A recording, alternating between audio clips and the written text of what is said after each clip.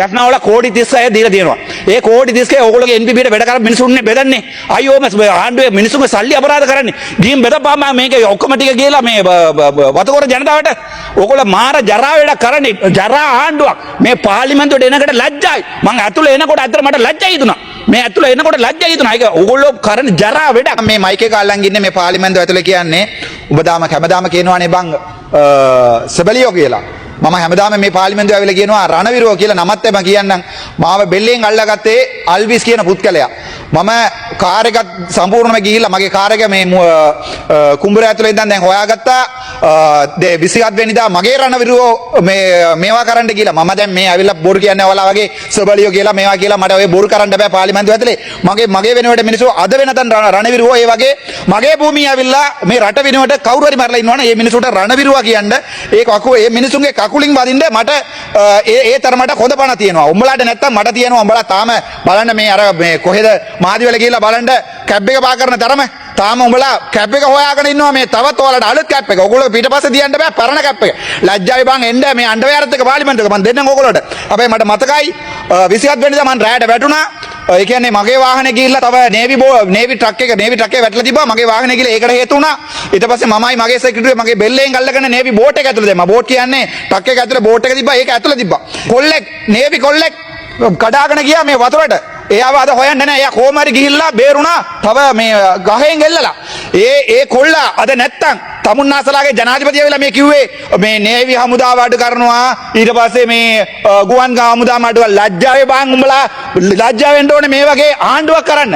අර ළමයි මාව දාලා මුහුල් යනකොට මට ජැකට් එකක් දීලා එයාගේ නම ඇල්විස් වෙන්න ඕනේ නම කියන්න බෑ කිව්වා. මම පාර්ලිමේන්තුවේ කියන බය නිසා මේ එයා වතුර හොදගෙන ගියා. ඌගේ බොඩියට මාද කන්න තිබ්බේ. දැන් හමුදාවේ 6ක් 8ක් විතර මරලා තියෙනවා. තමුන්නාසලාගේ මන්ද මේ ඩිපියුටි මිනිස්ටර් ඉන්නවා.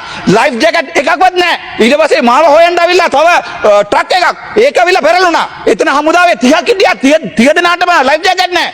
අපේව හොයන්න එනවා. අපේව බේර ගන්න එනවා ලයිෆ් ජැකට් නැහැ. තමුන්නාසලා ආවිල්ලා කෝට්ටුත් එක උන්ගේ ඩ්‍රස් එක ඕගොල්ලෝගේ වෝච් එක ඕගොල්ලෝගේ කණ්ණාඩිය බලන්න ලැජ්ජා වෙන්න ඕනේ. තමුන්නාසලා නේද කිව්වේ පාරේ යනවා මේ ඕගොල්ලෝ මේ මොකද්ද බස් වල යනවා. දැන් මම ආවේ අත පික්මියක් දාලා. මගේ කාර් එකක් දීලා. හැබැයි මම එක කියන්නම්. මට ඕගොල්ලෝ ගන්න කප් එක ඕනේ නැහැ. තමුන්නාසලාත් වදින්න ඒක. එහෙම නැත්නම් ඒ ලක්ෂ 225 දෙන්න මට අර ගම්වල ගෙවල් නැතුව මිනිස්සු ඉන්නවා. මම ලක්ෂ 10ක් ගන්න කියලා බෙදන්නම්. හැබැයි තමුන්නාසලා විශ්වාස කරලා මම ලියුමක් දෙන්නේ නැහැ. තමුන්නාසලා බෙදන්න කියලා NBPට වැඩ කරපු බල්ලුන්ටනේ දෙන්නේ ඒක. ඒ නිසා කරුණාකරලා දක්ෂ 10 අර ගෙවල්ෙම නැතිලා තියෙන ඒකවලට දීලා තිනවා 25000ක්. ලැජ්ජ වෙන්න. මේ පාර්ලිමේන්තුව ඇවිල්ලා මේ විපක්ෂයට බයිනවා ආපෝ ආණ්ඩුවට බයිනවා ඊට පස්සේ ලැජ්ජා වචන භාවිතයේදී පරිස්සම් වෙන්න. මම දන්න වචනේ පාවිච්චි කරන්නේ නැත්නම් කන්සාඩ් එක අයින් කරන්න කිසි අවුලක් නැහැ. හැන්සාඩ් එකෙන් අයින් කරන්න මේ මට තේරෙන්නේ සිංහල මෙච්චරයි. හරි මේ ඔබත් මේට අවුල්ද?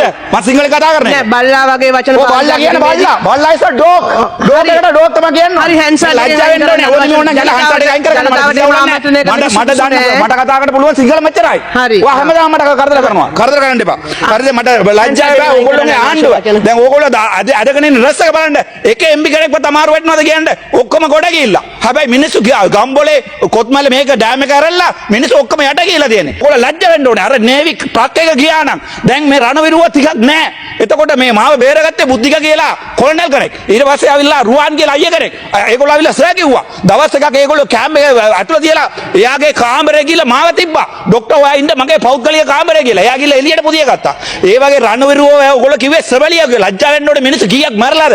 හැබැයි ඕගොල්ලෝ කිව්වේ ජිප් එපා බස් වල යන තමුන්නාසල එකිනෙක අතෝසල ගියන්න තම බස් එක යන තමුන් කවුරු හරි ඉන්නවනම් ලැජ්ජා වෙන්න ඕනේ.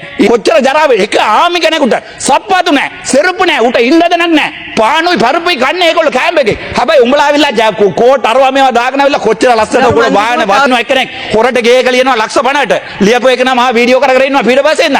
ඒ ඔප්පුවත් ආවිල්ලා ගෙන් මේ ගැව්වා අනුරාධපුර. ඒ මට ඊට වඩා කියන්න දෙයක් නැහැ. උඹලා සිංගල ඒ ඕගොල්ලෝ කටින් කියන්නේ. අපි හිතවතෙන් කියන්නේ. අපි හද්දදාසියෙන් කියන්නේ. මට එදා බේරගත්තේ සිංගල කොල්ලෙක්. සිංගල රඩවිරුවෙක්. හැබැයි ඕගොල්ලෝ ඒ කටියට කිව්වා ඒගොල්ලෝ මේ සබලියෝ කියලා. කරුණා කරලා මේ අවේවෙන් ලොකු ගාණ වෙන් කරලා ඒ මිනිස්සුන්ට දෙන්න.